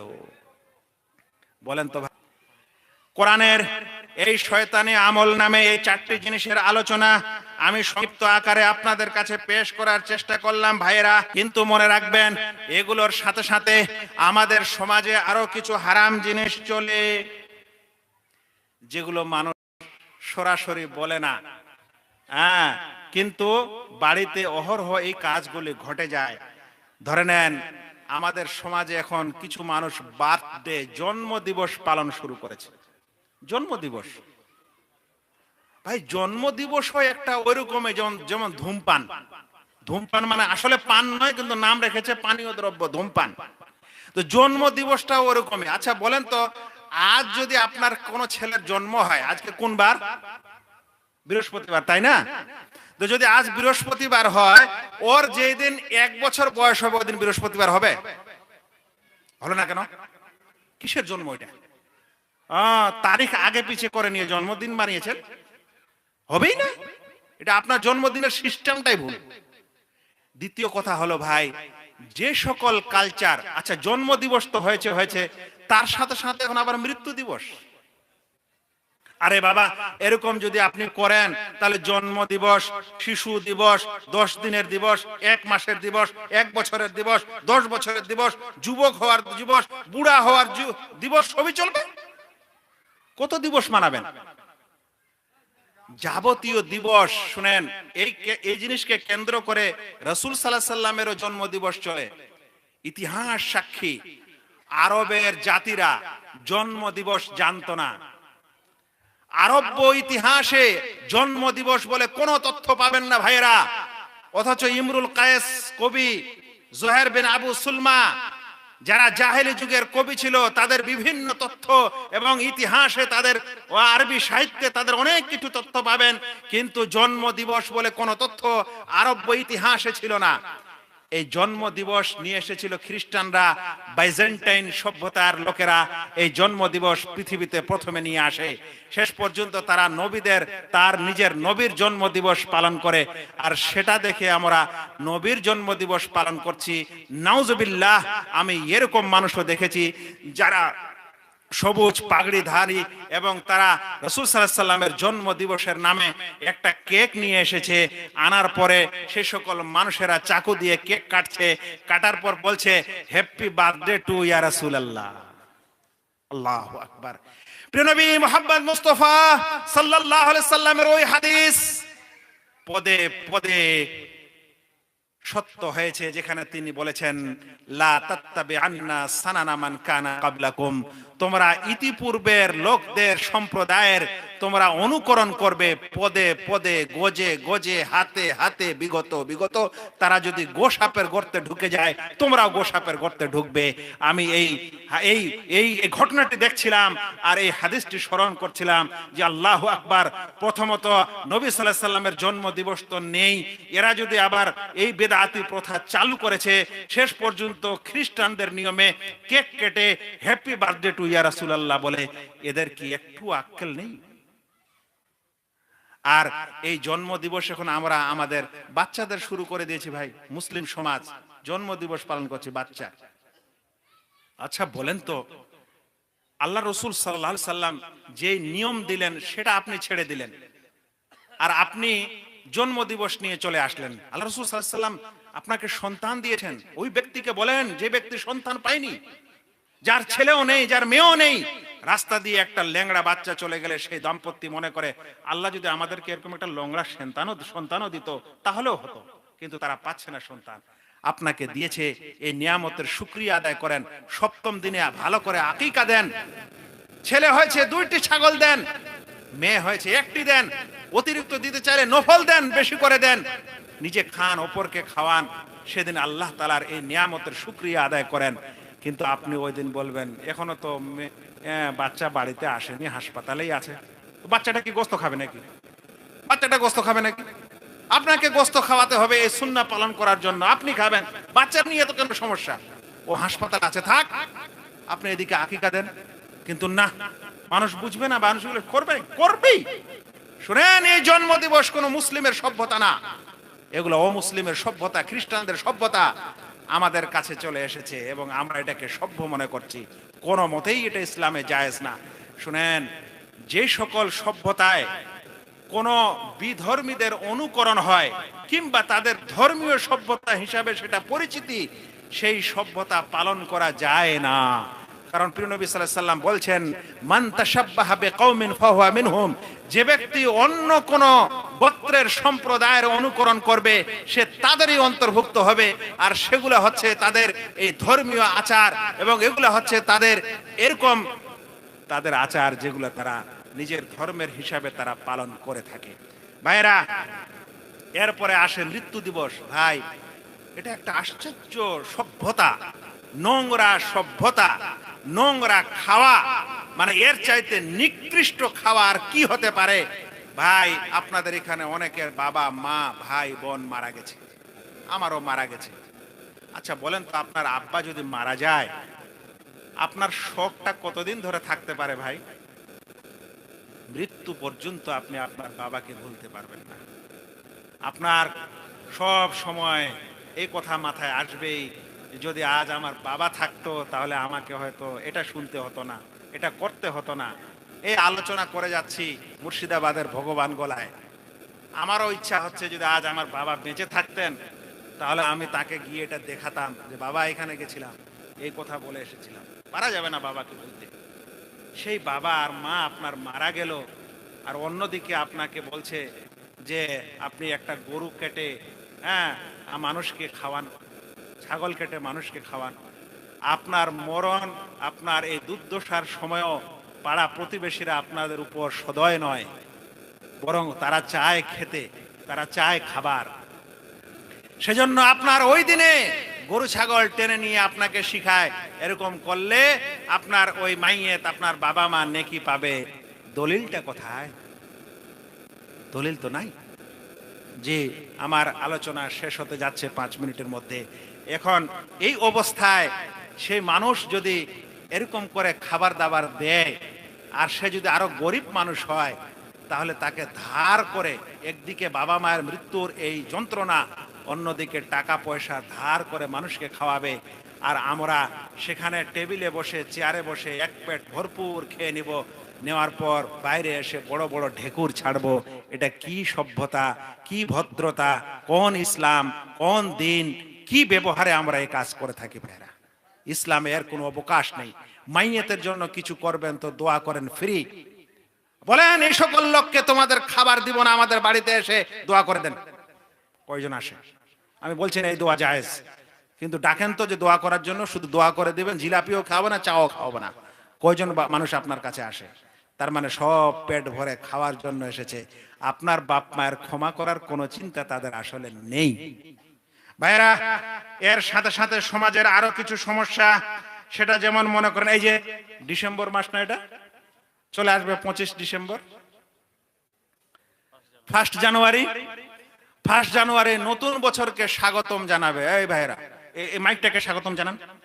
এই আজকে অনেকগুলো ওয়াজ নসিহত শোনালো, জানান স্বাগতম। আরে বাবা, এই সকল জিনিসকে স্বাগতম জানার জিনিস? স্বাগতম কাকে জানায়? কোন জড় পদার্থকে স্বাগতম জানা যায়, জানানো যায়? তো একটা দিন, একটা মাস, ওটাকে আপনি কিভাবে স্বাগতম জানান? দুনিয়ার মানুষ স্বাগতম জানাচ্ছে, আপনি ওর পিছনে ছুটছেন। একটু চিন্তা করেন আপনি কোন জিনিসকে স্বাগতম করতে যাচ্ছেন। ভাই, যেই দিন আপনার ঈমান ও আমলের সাথে কেটে যাবে, কোনোদিন গুনাহ হবে না, কোনো গুনাহ হবে না, সেটাই আপনার জীবনের সবচেয়ে ভালো দিন। আর যেই দিন আপনার কাটবে গুনাহ নিয়ে, পাপ নিয়ে, সেটা যদি আপনি লাখো লাখো স্বাগতম জানান, কোনোই লাভ নেই। এটাই হচ্ছে ঈমান। ভাইরা, তারা রাত 12টার সময় স্বাগতম জানায়, 12টা 1 সেকেন্ড হবে নতুন বছরকে স্বাগতম। আপনি জানেন না মুসলিম ভাইয়ের রোজার ইফতার কখন হয়? সূর্য ডুবলে। আর সেই রাতটা কোন দিনের রাত হয়? আগামী দিনের। তাহলে আপনি মানে আজ ধরে নেন যদি 20 রোজা শেষ হয়েছে, তাহলে এই রাতটা কি হবে? 21-এর রাত। সূর্য ডুবলে 21-এর রাত। এই জন্য না 21 তারিখে আমরা লাইলাতুল কাদের জাগি? তাহলে আপনি আরো একটা বড় বেকুব যে আপনি মুসলমান হওয়ার পরও এটা জানেন না যে যদি কোন কোন বছরের নতুন দিন শুরু হয় তাহলে সূর্য ডুবার পরে শুরু হয়ে যায়, ওদের কাছে হয় রাত 12টার পর। আপনি ভাই দেখা দেখি শেখা নাচে, ওরা যাই করে তাই করেন, আপনার জ্ঞান হুঁশ কিছুই নাই। তাছাড়া ইসলামে এই নতুন বছরকে স্বাগতম জানানোর বা মুবারকবাদ জানানোর কোনো বিধান নেই। আর যেখানে কিছু বিধান নেই এখানে টানাটানি কেন? আর যেখানে বিধান আছে ওখানে করতে চান না কেন? এটাকেই বলা হয় শয়তানি কাজ। শয়তান যেখানে আল্লাহর বিধান থাকে সেখানে যায় না, যেখানে নাই সেখানে টানাটানি করে। তো আমাদের অবস্থা এরকম। আল্লাহু আকবার। এই যে আজ সমাজে ডেক প্রচলিত বিয়ে বাড়িতে ইত্যাদিতে নিয়ে এসেছে, কে নিয়ে এসেছে ভাই এগুলা? ইসলামে জানেন একটা বিয়ে কত সহজে হতে পারে? এক বলে দিই লাস্ট কথা, একটা বিয়ে সহজে হতে পারে মাত্র 4 জন মানুষ হলেই। একদিকে থাকবে মেয়ের গার্জিয়ান, ওকে বলা হয় ওলি। আর একজন থাকবে বিবাহকারী, যেটাকে জামাই বাবু। আর 2 জন মানুষ সাক্ষী। যিনি ওলি মেয়ের গার্জিয়ান, সে বলবে হবু জামাইকে যে আমি আমার অমুক মেয়েকে তোমার সাথে বিবাহ দিচ্ছি, তুমি রাজি আছো? সে বলবে হ্যাঁ আমি রাজি আছি, আমি কবুল করলাম। বিয়ে হয়ে গেল। ওই 2 জন ব্যক্তি সাক্ষী থাকলো। কারণ লুকিয়ে গোপনে বিবাহ দেয় বেবিচার ও বেবিচারিণীরা। বেবিচারী ও বেবিচারিণীদের বিয়ে গোপনে হয়। ইসলামে বিবাহ গোপনে জায়েজ নয়, সেজন্য এই 2 জন সাক্ষীর দরকার। বিয়ে হয়ে গেল। মহারানা যদি আপনি নির্ধারণ তখন করেন তাও করতে পারেন, পরে করতে চান তাও করতে পারেন। আল্লাহু আকবার। আর ওই যে খুতবাটা পড়ায় আমাদের সমাজে, এটা খুতবায় হাজা বলা হয়। এটা ওলামারা ওয়াজিবও বলেননি, এটা মুস্তাহাব বলেছেন জমহুর ওলামা। ইজাব কবুলটাই আসল। কিন্তু আজ এই সহজ বিবাহকে এত কষ্ট করে দেওয়া হয়েছে, শেষ পর্যন্ত যেমন ও মুসলিমরা আজ ডেক বাজিয়ে পূজা করছে, ঠিক তেমনও আমরা বিবাহের সময় এগুলা নিয়ে এসে আনন্দ ফুর্তি করছি। আবার বলছি, বিবাহ শাদীর মধ্যে আবার ওই সভ্যতা, যেখানে খাবার দাবার পর হুইস্কি ইত্যাদি চলে, আবারও ওই জুয়া, মদ, গান বাজনা ইত্যাদির আসর ইত্যাদি চলে। যদি এরকম হতেই থাকে তাহলে ভাই একজন মুসলিম ব্যক্তি হওয়ার পর কিভাবে আপনি নিজেকে মুমিন বলবেন? কিভাবে আল্লাহর রহমতের আশা করতে পারেন? কিভাবে আপনি সমাজকে ঠিক করতে পারেন? আমি আমার কথা এখানে শেষ করছি। আল্লাহ তাআলার কাছে দোয়া করি যে আল্লাহ যেন আমাদের সকল ভাইকে, যারা আমরা শুনছি এবং নেট যোগে শুনছি, তাদেরকে যেন আমাদেরকে আল্লাহ তাআলা বুঝার তৌফিক দান করেন। এ সকল নোংরা কাজ যেটা মানুষকে ধ্বংস করে, যেটা পরিবারকে ধ্বংস করে, যেটা সমাজকে ধ্বংস করে, যেটা দেশকে ধ্বংস করে, এগুলো থেকে যে আল্লাহ যেন আমাদের দূরে রাখেন। আমিন। ওয়া মা আলাইনা ইল্লাল বালাগ। আসসালামু আলাইকুম ওয়া রাহমাতুল্লাহি ওয়া বারাকাতুহু। ওয়ালাইকুম আসসালাম ওয়া রাহমাতুল্লাহি ওয়া বারাকাতুহু।